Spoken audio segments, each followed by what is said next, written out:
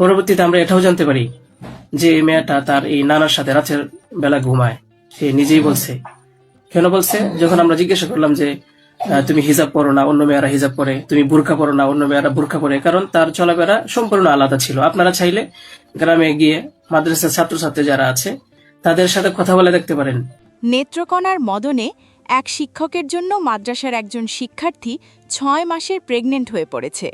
তো আমি আপনাদের বলবো যে এই বিষয়টার সাথে, যে বিষয়টা মেঘলা নামক একটা মেয়ে এবং আমার ছবি দিয়ে যে একটা অপপ্রচার করা হচ্ছে, অপবাদ রটানো হচ্ছে, এটার সাথে আমি কোনোভাবেই সম্পৃক্ত না। আমি এটার বিষয়ে কিছুই জানি না। আমি যদি বলি তাহলে বলবো যে এই মেয়েটা আমাদের এখানে পড়াশোনা করেছে। এ ব্যাপারে মাদ্রাসার শিক্ষক আমানুল্লাহ সাগরকে অভিযুক্ত করে ভুক্তভোগীর মা একটি মামলা করেন। গত বছর পড়েছে এবং এর আগের বছরও পড়েছে।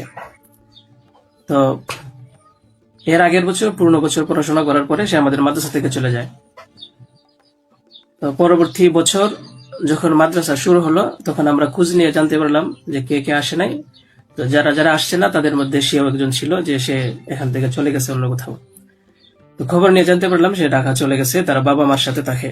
বাবা মা সৎ বাবা এবং মা অন্য কোথাও আগে বিয়ে বসছিল।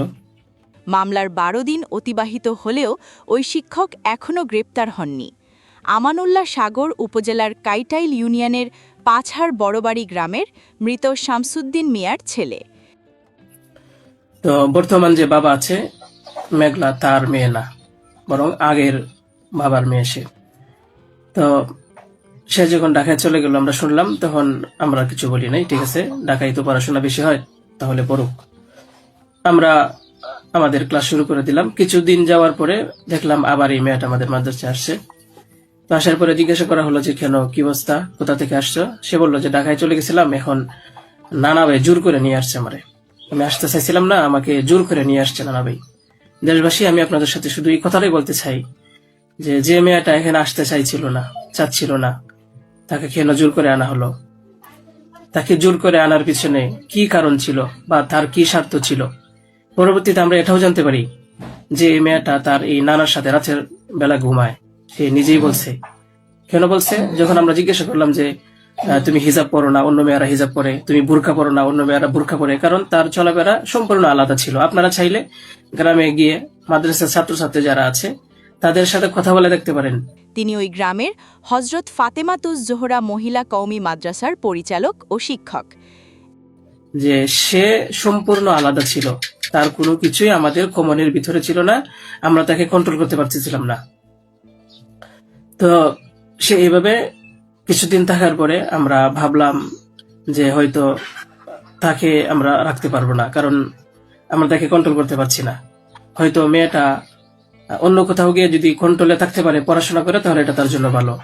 তাই আমরা তার গার্জেনের কাছে বললাম, তার মাকে আমরা বুঝাইয়ে বললাম। আমাদের উদ্দেশ্য এটাই ছিল যে তার মা যেন তাকে বুঝিয়ে বলে যায় যে হুজুরের কথা মেনে চলবা, মাদ্রাসার নিয়ম কানুন মেনে চলবা, এই কথাগুলো উনি বুঝিয়ে যাবেন। কিন্তু উনি কি করছেন যে ওনার মেয়েকে উনি বলছে যে না, আমি এখানে রাখবো না, নিয়ে চলে যাব।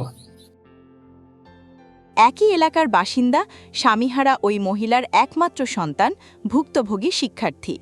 জীবিকা নির্বাহের তাগিদে শিক্ষার্থীর মা সিলেটে গৃহপরিচারিকার কাজ করেন। ভুক্তভোগী শিক্ষার্থী নানির কাছে থেকে ওই মহিলা কওমি মাদ্রাসায় লেখাপড়া করত। তো আমাদের এখান থেকে প্রায় 5-6 মাস আগে আমাদের মাদ্রাসা থেকে নিয়ে চলে গেছে। হয়তো পরবর্তীতে খবর নিয়ে জানতে পারলাম সিলেটে যেখানে উনি থাকেন সেখানে নিয়ে গেছে। তো নিয়ে যাওয়ার পরে এখন কিছুদিন আগে আবার আসছে, এসে বলতেছে যে এই দুর্ঘটনা যে খুব বড় সমস্যা। যে কথাটা শোনার পরে আমার মতো একজন সাধারণ মানুষ, আমি আর সহ্য করতে পারছি না, আমি আর নিজেকে ঠিক রাখতে পারি নাই। আমি একেবারে অসুস্থ হয়ে পড়ছি। কারণ আপনারা হয়তো জানেন যে অনেকেই এর মধ্যে গত বছর নভেম্বর মাসে সাগর ওই শিক্ষার্থীর দুর্বলতার সুযোগ নেন। ঘটনা কাউকে না জানাতে শিক্ষার্থীকে প্রাণনাশের ভয় দেখায় সাগর।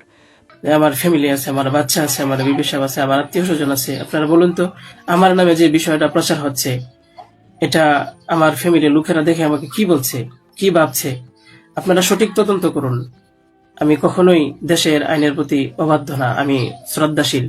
দেশের আইন আছে, সে আইন সঠিক অপরাধী যে তাকে খুঁজে বের করবে। পরে তার আরেক শিক্ষার্থীর দুর্বলতার সুযোগের শিকার শিক্ষার্থীকে মাদ্রাসা থেকে বিতাড়িত করা হয়। 5 মাস পার হওয়ার পর শিক্ষার্থীর শারীরিক পরিবর্তন আসে।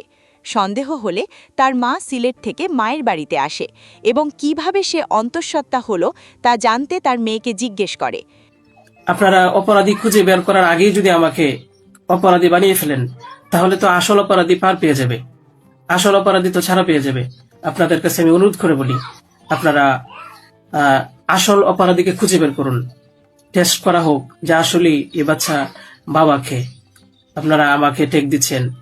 এক পর্যায়ে মেয়েটি মাদ্রাসার শিক্ষক সাগরের দ্বারা ধর্ষিত শিকার হয়েছে বলে জানায়। বিভিন্ন পত্রপত্রিকায়, টেলিভিশনে বলা হচ্ছে। আমি আপনাদের কাছে শুধু এই কথাইগুলি বলবো যে আল্লাহ তাআলার বিচারের উপরে যদি শ্রদ্ধাশীল থাকেন, এই বিশ্বাস করেন, তাহলে আমাকে নিয়ে আর এরকম কাজ করবেন না।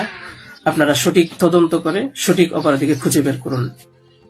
আমি আপনাদের সামনে আর কথা বলতে পারতেছি না। আপনারা সবাই ভালো থাকবেন, ইনশাল্লাহ পরবর্তীতে আরো কথা হবে ইনশাল্লাহ। আসসালামু আলাইকুম ওয়া রাহমাতুল্লাহ।